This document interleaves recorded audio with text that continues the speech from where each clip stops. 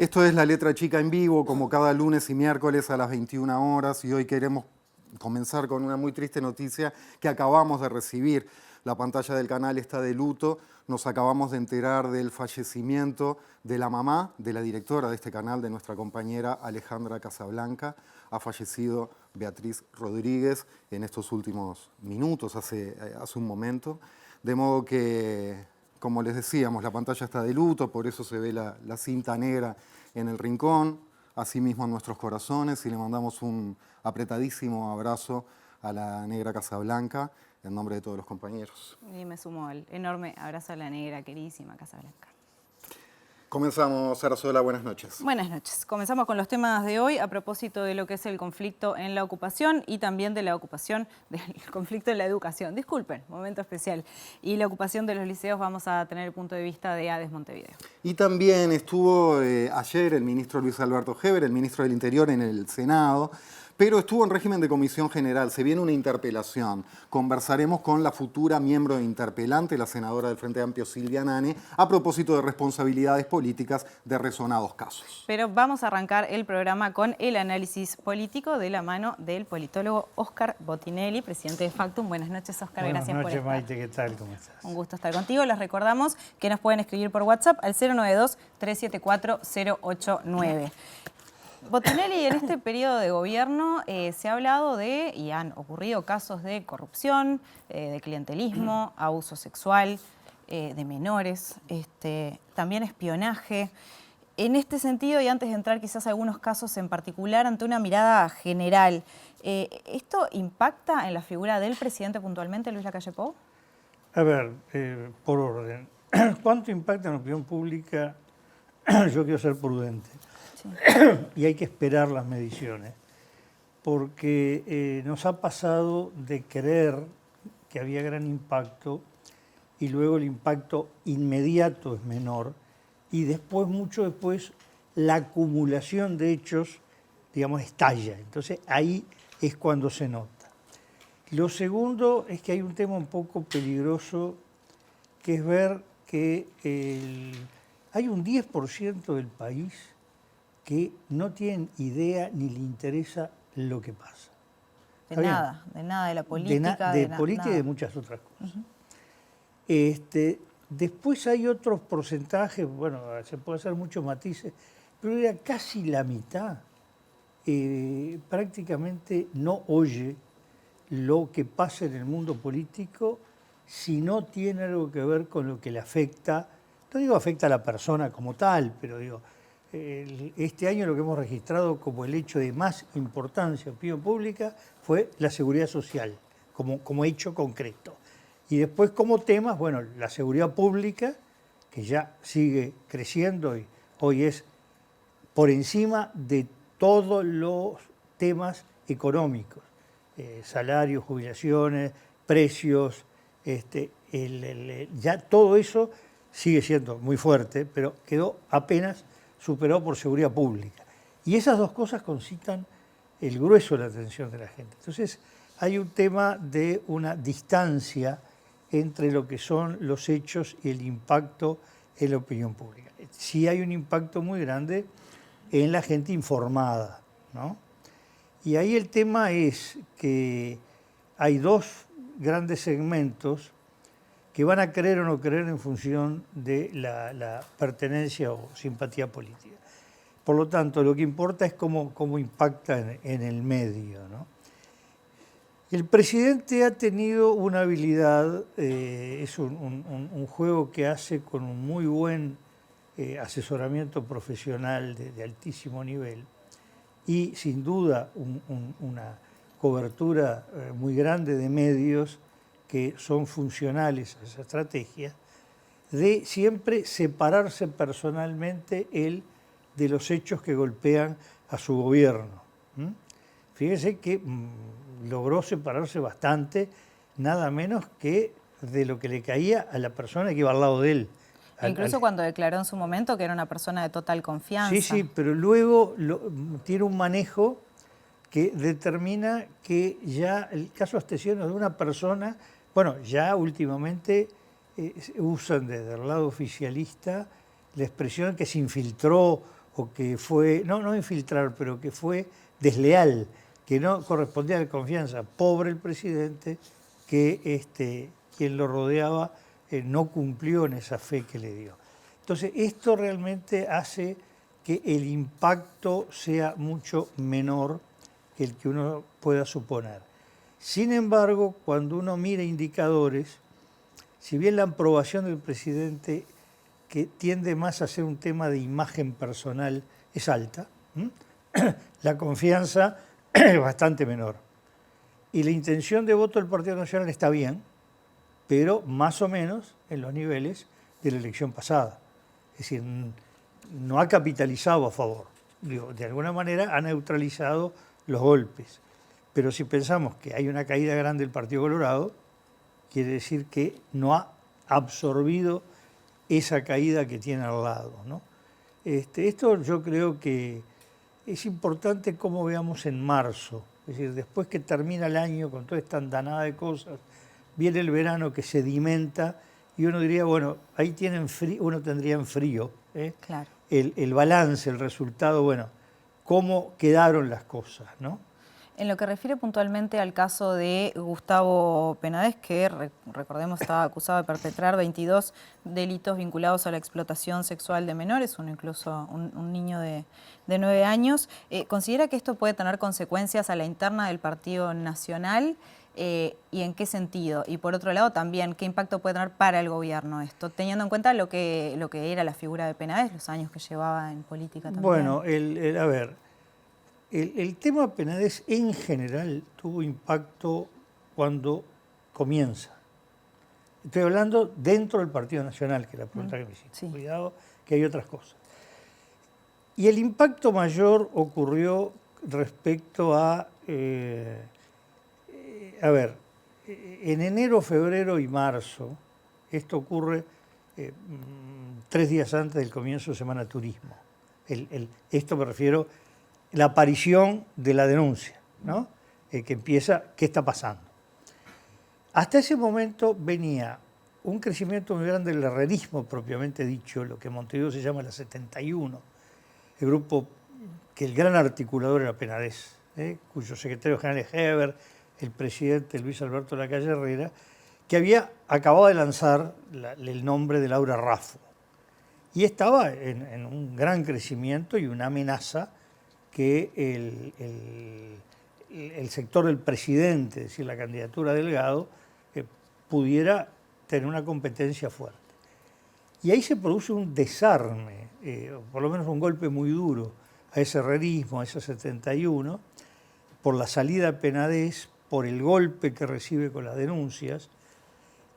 Hay sin duda un retiro de escena de Luis Alberto Lacalle Herrera y prácticamente todos los demás hechos han desgranado, no digo desgranado, pero debilitado a la 71 y al herrerismo que en el mejor de los casos podría llegar a estar junto con Laura Raffo no mucho más arriba de lo que ya estuvo en la elección pasada. Y una Laura Raffo que se potenció dentro del sector, ya no era la candidata de, sino era el grupo de ella. Y hace un giro muy grande, porque la 71 del herrerismo es un grupo que en términos de valores, de agenda, se puede catalogar de conservador, ¿no? El concepto familia, cierta reticencia, o bastante reticencia, a lo que se puede llamar agenda de género, de diversidad. Y Laura Raffo hace un giro, no ella, ojo, es el pensamiento de ella, pero digo, hace que todo el grupo, que se llama Sumar ahora, tenga una fuerte adhesión, el hecho más notorio que creo algún cimbronazo ahí adentro, las palabras que envía a la marcha de la diversidad. Entonces, ese impacto, ya no está Penades, ya no es el articulador, y el problema es que la figura que le queda a la 71 del herrerismo es una figura que no está en su mejor momento, que es Luis Alberto Heber. ¿Por qué no está en su mejor momento? Bueno, porque él como ministro del Interior aparece en niveles muy bajos de aprobación. Es la lista de ministros, digamos, el que tiene menor nivel de aprobación, la más alta desaprobación, incluso entre votantes de la coalición y del Partido Nacional. Y además está sujeto a un desgaste permanente. Es decir, aquí habría que diferenciar dos áreas. Lo que más preocupa a la población es no lo que pasa dentro del ministerio, es la seguridad pública. Los delitos, el narcotráfico sobre todo, bueno, en muchos barrios de Montevideo, que día por medio o todos los días, el sentir tiroteos, ¿no? Ahí hay una preocupación creciente, como acabo de decir. Y por otro lado, que impacta menos en la opinión pública instantáneamente, hay que ver hacia adelante, la sucesión de problemas dentro del ministerio, que uno diría, siempre es difícil decir dónde empieza y termina las cosas, pero el primer hecho detonante tiene que ver con, por lo menos de titular, el pasaporte Marcet. Podría haber otros de repente que no tuvieron impacto, que no se conoció. Después eso, sumado al astesiano, generó una relativa falta de credibilidad en una institución de este país muy creíble, que es Identidad Civil, la que emite la cédula, los pasaportes, ¿no? Esto con gran tecnología, seriedad, profesionalidad, resulta que hubo bastantes agujeros. Y bueno, puede haber otra serie de cosas, y la última es todos estos episodios ligados a, por lo menos específicamente, lo del jefe del CONCAR buscando... Eso ligado al caso Penades. Ligado al caso Penades y ligado a él también otro tipo de movimientos, de escuchas. No, y después está lo del caso de la madre del ministro, de Luis Alberto Heber, asesinato en el periodo de la dictadura, que hubo alguien que estuvo escuchando indebidamente los audios que estaban registrados. Entonces ahí hay otra serie de cosas que lo erosionan, ¿no? Y un presidente que lo mantiene... Y esa pregunta le iba a hacer, ¿por qué? ¿Es parte de una estrategia el mantener a este ministro que está tan cuestionado hace tanto tiempo y en cuyo ministerio se han dado situaciones tan graves? Y da la impresión de que sí, porque si no, si afectara al presidente, él inmediatamente hubiera procedido a cambiar, ¿no? En realidad ha hecho muy pocos cambios de ministros de su área específica, ¿eh?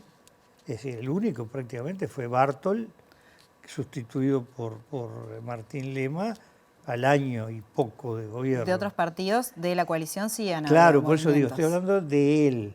El único cambio que le afectó ya, pero no era de él específicamente, sino de al lado, era con la muerte de Larrañaga, el trasladar a Heber del Ministerio de Transporte, un ministerio que se estaba desempeñando bien, al Ministerio del Interior, y poner a alguien sí ya de su entorno, sobre todo muy cercano a Delgado, como es Falero. En cambio, bueno, cuando decimos de los demás partidos, atención, los cambios que hubo de ministros colorados fueron todos originados desde el Partido Colorado. No hubo intervención de la presidencia. ¿Y en el caso de Irene Moreira en vivienda? Exacto, digo, del Partido Colorado. Fueron incluso juegos internos del Partido Colorado y algunos internos de un sector del Partido Colorado, de Ciudadanos. Otro no, fue intersector, el caso de Germán Cardoso.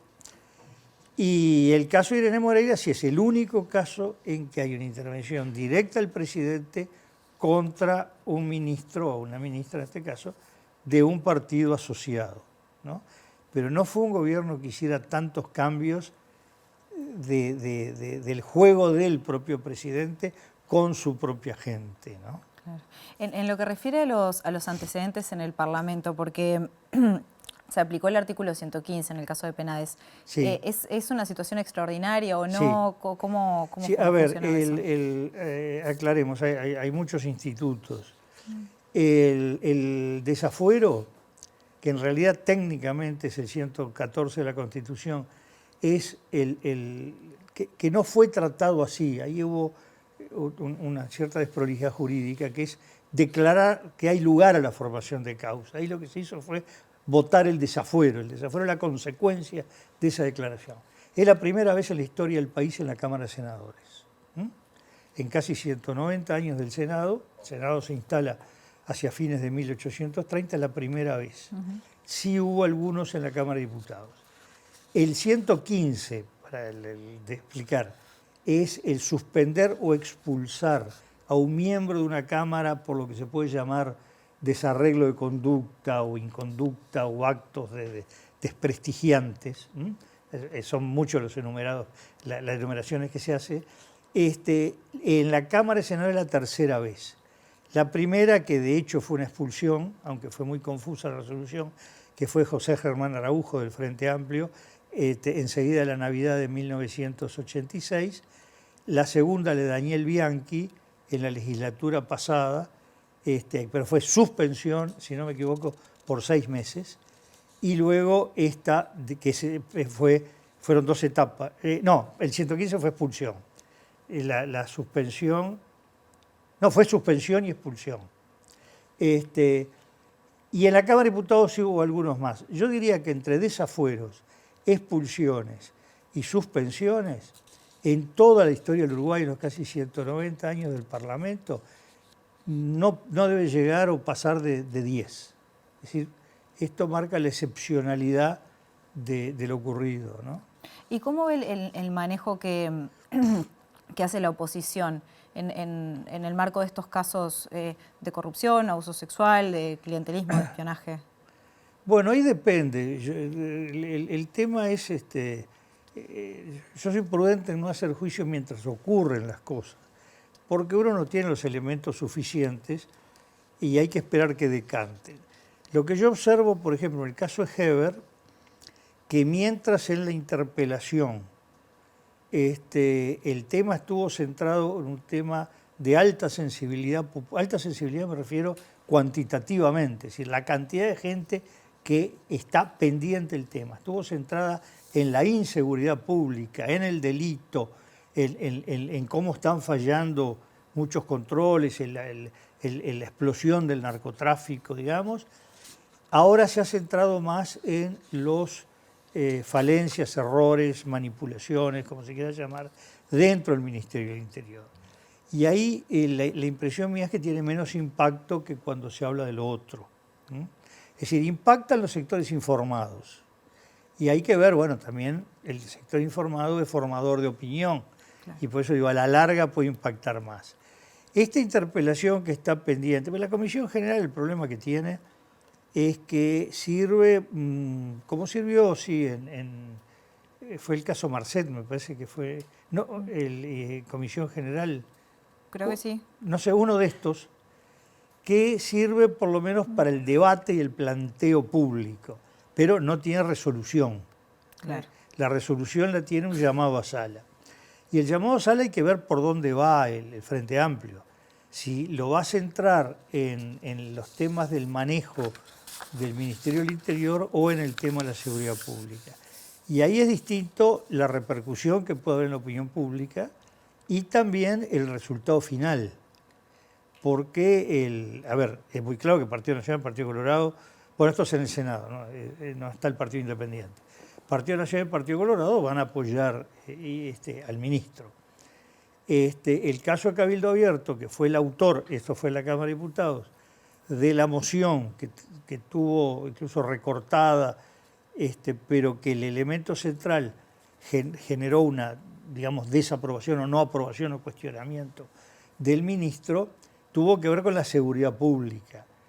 No tengo claro si es sobre lo que estos problemas dentro del Ministerio del Interior están también esos votos para un cuestionamiento al ministro. Ahí hay que esperar, digo, no hay indicios de qué puede pasar, ¿no? Muy bien. Óscar Botinelli, presidente de Factum, politólogo, muchísimas gracias por estar con nosotros. Al borde ya de las 9:30 de la noche sigue La Letra Chica en vivo en la pantalla de TV Ciudad.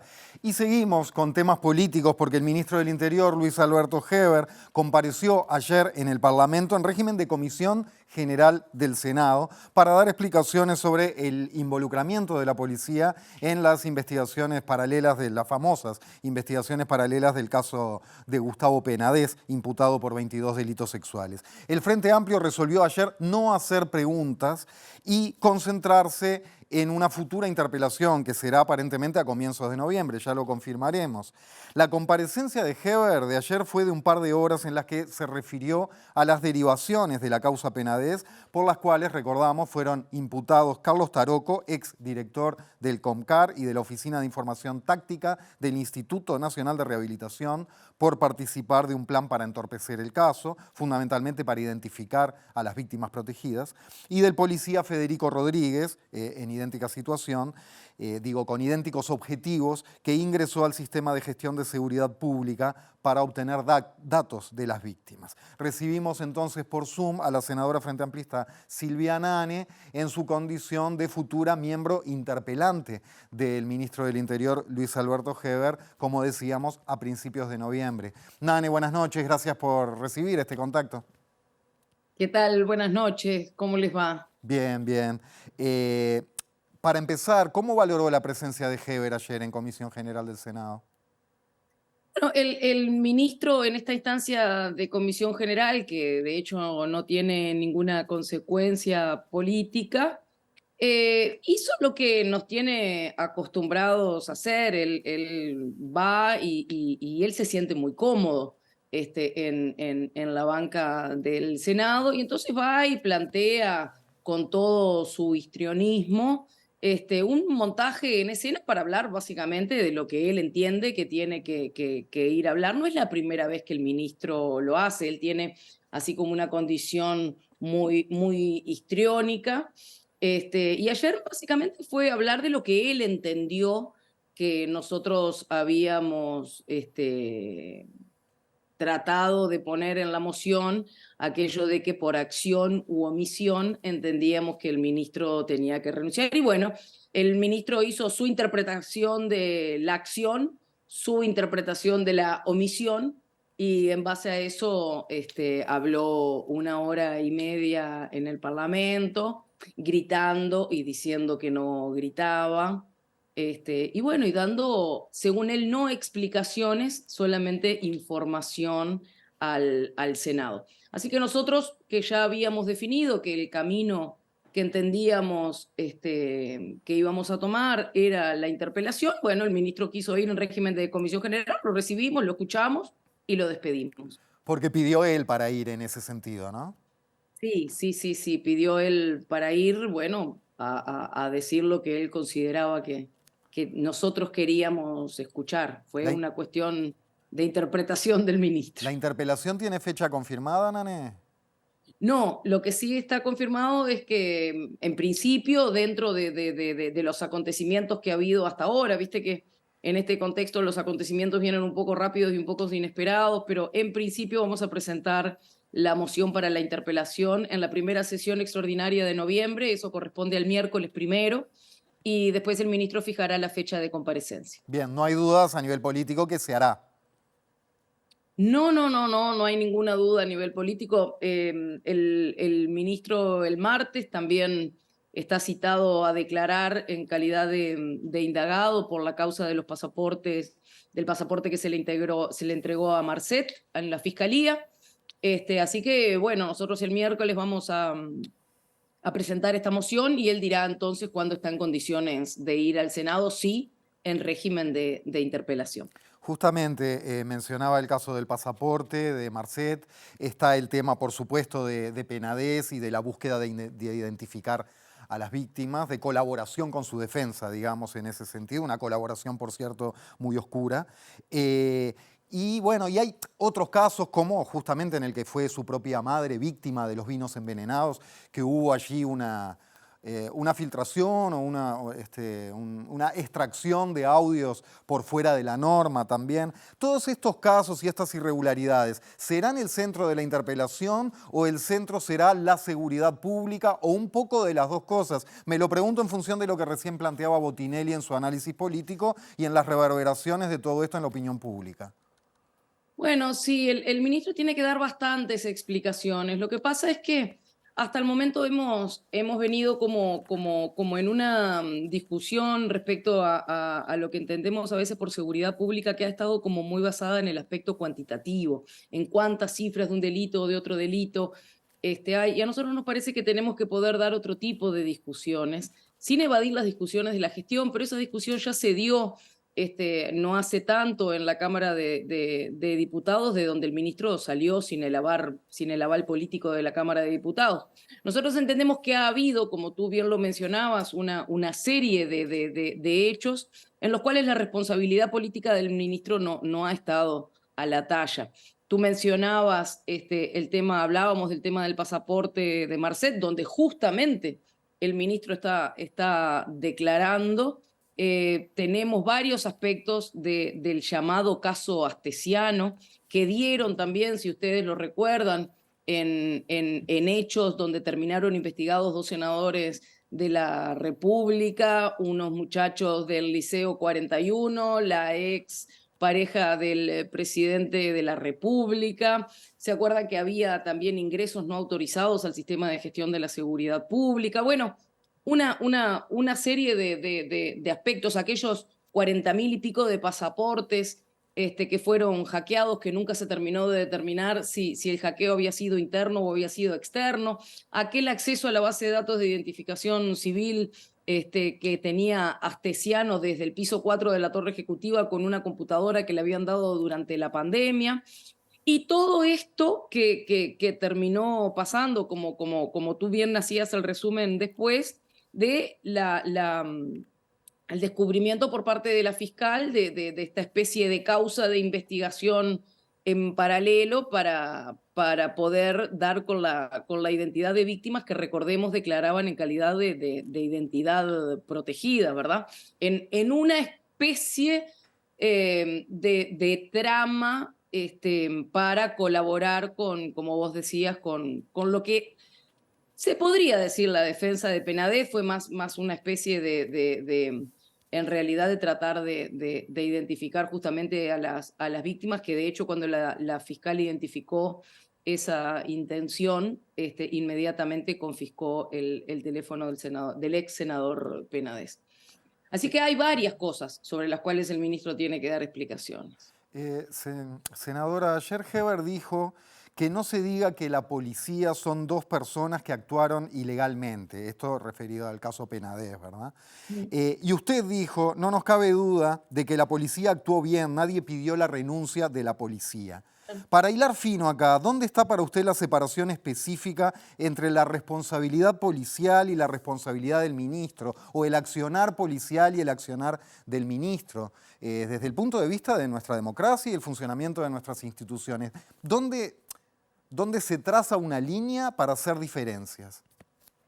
Bueno, gracias por la pregunta, porque yo creo que ese tema es justamente uno de los temas sobre los que tenemos que reflexionar.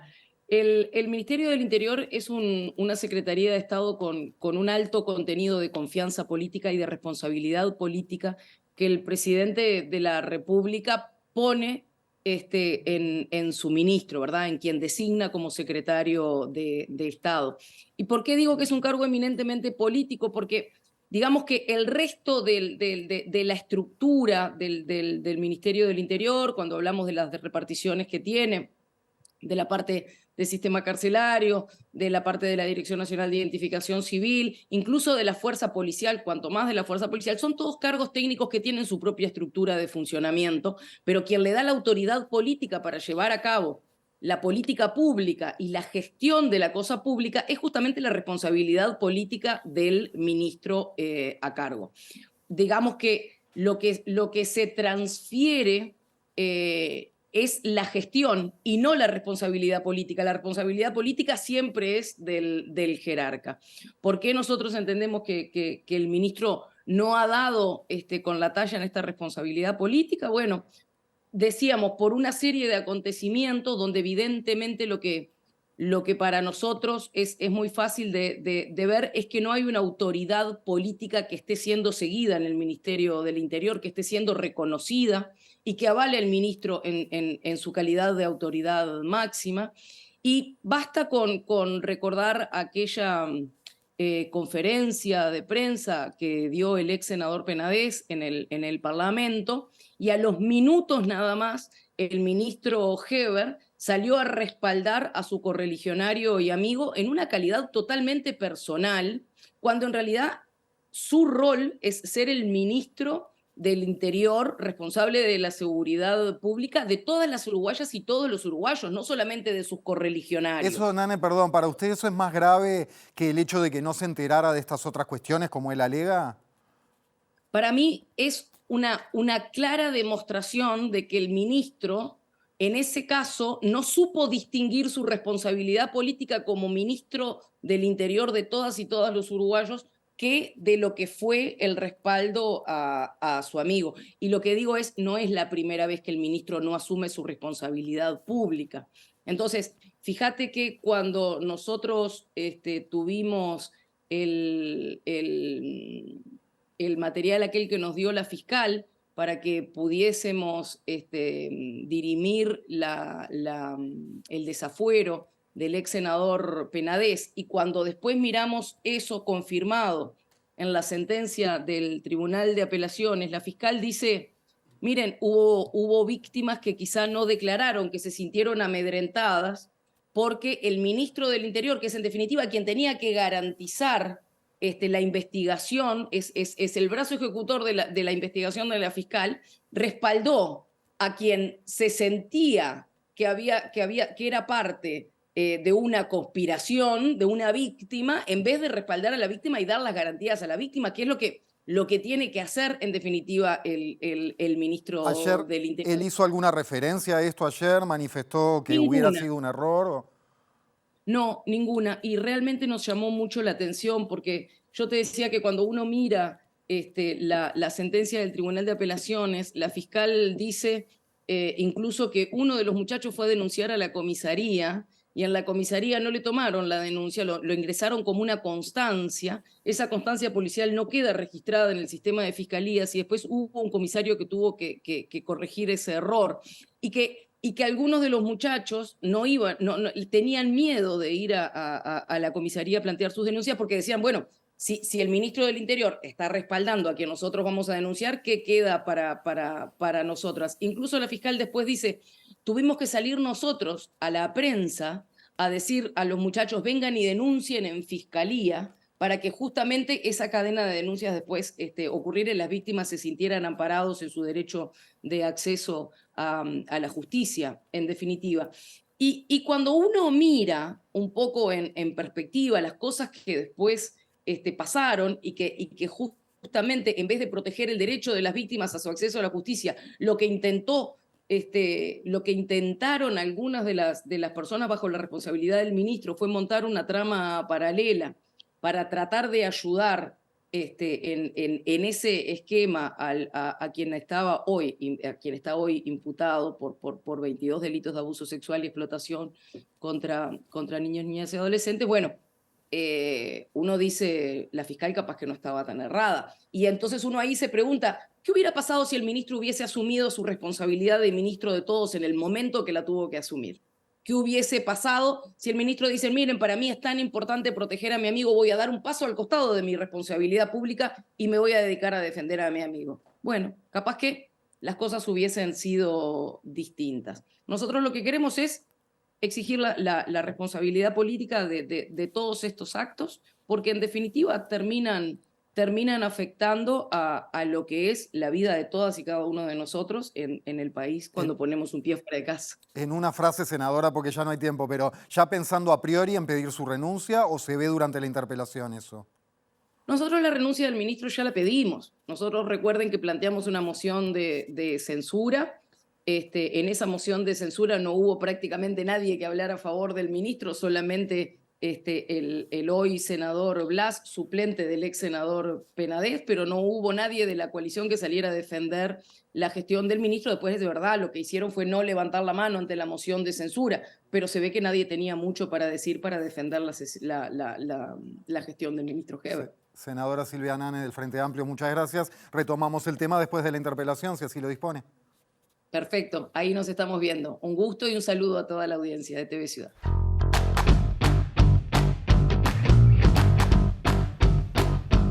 10 minutos. minutos faltan para las 10 y entramos en este tercer y último bloque de La Letra Chica. La Asociación de Docentes de Enseñanza de Educación Secundaria, ADES, inició ayer un paro de 48 horas para Montevideo con un cronograma de ocupaciones en varios liceos de la capital. Hasta ayer eran una docena los centros ocupados. El gremio también realizó hoy una concentración frente a la sede del Consejo Directivo Central de la ANEP, hoy al mediodía, en la última sesión del organismo con Robert Silva al frente, porque va a renunciar para hacer campaña política de cara a las internas del Partido Colorado. Así que recibimos a Camila Menchaca, presidenta de ADES Montevideo. Gracias, Camila, por acompañarnos. Bienvenida. Gracias por el espacio. Y para empezar, el gremio afirmó en un comunicado que estos paros y ocupaciones son en rechazo centralmente a la transformación educativa, con un montón de otros temas que iremos tocando, ¿no? Pero en el centro está la transformación educativa. Teniendo en cuenta de que parece que avanzan los hechos consumados, ¿por qué se llegó a esta medida de ayer y hoy? Y a través de lo que podríamos decir una estrategia pragmática, ¿qué es lo que esperan conseguir los gremios con estas movilizaciones? Me refiero a eso, ¿no? A que pareciera que la reforma, la transformación ya está, ya se instaló. Sí, nosotros hicimos una valoración del año, no culminó el año, pero empezamos a hacer algunos balances que tenían que ver con todo el proceso de transformación educativa que ya empezó este año en ciclo básico y cómo se intentó poner el acelerador para generar la transformación en bachillerato para el año que viene. Nosotros en esa valoración veíamos con enorme preocupación como sin haber hecho un balance de cómo se había implementado la transformación educativa en ciclo básico, sin haber generado insumos de discusión al respecto, sin haber llegado a fin de cursos y poder valorar ni siquiera los números, se impulsaba la transformación hacia bachillerato con un documento preliminar que fue rechazado prácticamente en forma unánime por las asambleas técnico-docentes, que están integradas por todos los docentes de todos los liceos del país. Solamente 2 se pronunciaron a favor y no estamos acá hablando de colectivos simplemente sindicalizados o afines a determinado partido, sector político o lo que fuere, sino que estamos hablando del colectivo docente en su totalidad que rechazó la transformación educativa para bachillerato. A pesar de eso, el CODICEN de la ANEP resolvió, con los votos solamente de los representantes políticos en ese espacio, que el año que viene se aplicará en cuarto año de liceo, sin haber hecho prácticamente modificaciones al documento, es más, simplemente haciendo un resumen de ese documento general en fundamentaciones que son de un párrafo, que son bastante preocupantes. De hecho, dice que tuvieron reuniones con 25 colectivos para solicitar opinión y nos preguntamos cuáles habrán dado una opinión favorable, porque desde eminencias científicos internacionales como premios Nobel de Físicas enviando notas hacia el ministro de Educación y Cultura, porque no todo el mundo sabe cómo funciona nuestra educación pública, que es autónoma, solicitando que por favor no se quitara astronomía de la currícula, hasta Consejo de Facultad de Ingeniería, Consejo de Facultad de Química, exigiendo que no se avanzara en una educación por competencias y que no se hicieran las transformaciones curriculares que estaban planteadas. A pesar de eso, se aprobó esto y nosotros realmente esperamos que haya una revisión por parte del CODICEN de la ANEP para que el año que viene no se aplique en cuarto año de liceo esta nueva malla curricular. Ustedes entregaron hoy una copia de los expedientes que han generado con denuncias sobre aspectos que refieren a la transformación educativa, también tiene que ver con problemas edilicios y persecución antisindical. ¿Cómo ha sido el vínculo? ¿Han tenido respuestas cuando ustedes presentan cosas? ¿Hay algún tipo de ida y vuelta? ¿Con qué se encuentran del otro lado? ¿Este documento que presentaron hoy, por ejemplo, pudieron entregarlo? Sí, nosotros hoy se lo entregamos a la secretaria de Robert Silva en la puerta del CODICEN. Le hicimos 2 copias, uno para el presidente saliente y otro para quien le toque asumir ese rol a la brevedad, luego del interinato de Gabito Soboli. Nosotros hemos denunciado todo el año que las instancias de negociación colectiva no funcionan. Las instancias de bipartita existen formalmente, hay una instancia de reunión, a veces se ha corrido muchas veces el plazo de lo que habitualmente funcionaba, se informa de lo que se va a hacer y no hay posibilidad de modificación alguna. No O se sea, está... no hay diálogo, no es un ida y vuelta, sino No. es como si fuera una conferencia. Sí, se informa lo que se va a hacer, el sindicato pregunta, hace valoraciones, hace observaciones, pero no hay una posibilidad de negociación. Pongo un ejemplo concreto. La ley de negociación colectiva establece claramente que aspectos vinculados con capacitación y formación tienen que ser negociados en el ámbito de negociación colectiva. Hubo hace un tiempo una instancia de negociación en donde el CODICEN de la ANEP presenta un plan de formación integral para docentes. El sindicato hace observaciones, preguntas, etcétera, dice que no está de acuerdo con parte del contenido, entre otras cosas porque se planteaba, por un lado, una formación específicamente vinculada a las competencias y por otro lado por la enorme cantidad de tiempo que dedicaba para los docentes sin considerar remuneración, horas de licencia por estudio o lo que fuere, porque no es dentro de nuestro horario de trabajo. Se planteó que esos cursos no serían obligatorios y no se discutió el contenido de ese documento. Hace 2 semanas sale aprobado ese documento, establece que serán obligatorios los cursos, establece que se considerarán para concursos, para nuestros puntajes, para nuestro escalafón, sin establecer de qué manera va a suceder eso, o sea, qué modificaciones reglamentarias harán para eso, y dicen que lo someterán a una negociación colectiva. Bueno, ellos no estuvieron dispuestos a mover un punto, una coma o establecer ninguno de los puntos que nosotros habíamos planteado en esa instancia como preocupaciones. Entonces, en realidad la negociación colectiva no existe. Lo que existe es un momento donde se traslada alguna información parcial y cercenada y se hacen las críticas correspondientes. Camila, más allá de esta no respuesta entonces, o este no diálogo o no respuesta oficial, ¿han logrado... ¿sienten que han logrado algún efecto positivo en la opinión pública y en las comunidades, las familias, lo que rodea a los centros educativos? O tal vez que han logrado algo pensando en un futuro y en los próximos años y en cómo se puede evaluar o repensar la transformación educativa. Es decir, ¿qué aspectos positivos le encuentran a toda esta movilización que no ha tenido ningún éxito en el diálogo con la oficialidad, digamos?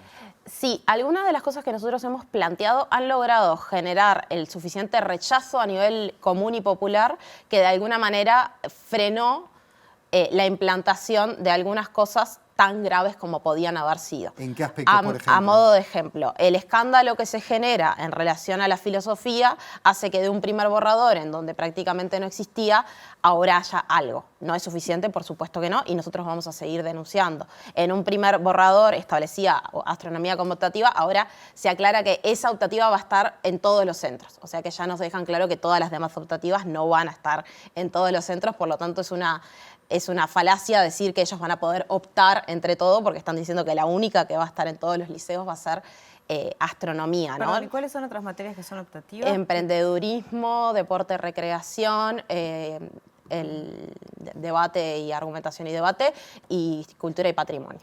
Entonces, habiendo todas esas opciones, aclaran que la única que estará en todos los liceos va a ser astronomía. Y eso claramente tiene que ver con la movilización que se ha desarrollado. No es suficiente, por supuesto que no es suficiente. Nosotros seguimos exigiendo que debe ser una asignatura curricular para todos los estudiantes, pero en cierto sentido se ha logrado que no sea tan grave como en principio se planteaba. Se movió una pieza. Se movió un poquito. Pero además, nosotros entendemos que a nivel de la opinión pública, las familias están enterados de lo que nosotros estamos planteando, los estudiantes se han enterado de lo que están planteando y se ha logrado generar preocupación en parte de la población al respecto de estos temas y también movilización por parte de otros colectivos y de las familias. En ese sentido, no solamente han sido los gremios y sindicatos de la educación los que han planteado estos temas, sino otros actores que nos parece que es importante porque nos permite pensar en una articulación de una discusión que nosotros queremos poner arriba de la mesa, que es qué educación queremos. Nosotros no queremos la transformación educativa, pero no es que nosotros no creamos que haya que mejorar la educación en todos sus puntos, y nosotros, como siempre, reivindicamos, por ejemplo, el Congreso Nacional de Educación, que entendemos que, dado que el periodo de gobierno termina y comienza el siguiente, deberá convocarse un Congreso Nacional de Educación para discutir estos temas. Bueno, sí, y habrá que ver qué punto qué nivel vinculante tiene, ¿no? Porque me acuerdo que Exactamente hace eso. como 15 años fue, Eso hubo un mismo. congreso Nosotros- y no terminó siendo muy tomado por aquel Exactamente. gobierno. Nosotros desde FENAPES el año pasado tuvimos un congreso específico sobre políticas educativas, discutimos un conjunto de cosas y lo pusimos a discusión de la población en general. Poner estos temas arriba de la mesa nos permite discutir con los vecinos, las vecinas, los padres, los estudiantes, otros colectivos y pensar en proyectos a nivel del campo popular hacia el futuro, ¿no? Que es lo que nosotros pedimos, que no es la transformación educativa, pero tampoco es volver a lo mismo de siempre, porque nosotros siempre hemos sido muy críticos con cómo ha funcionado la educación en este tiempo, ¿no? Bien. Camila, no, perdón. ¿Voy yo? No, como quieras.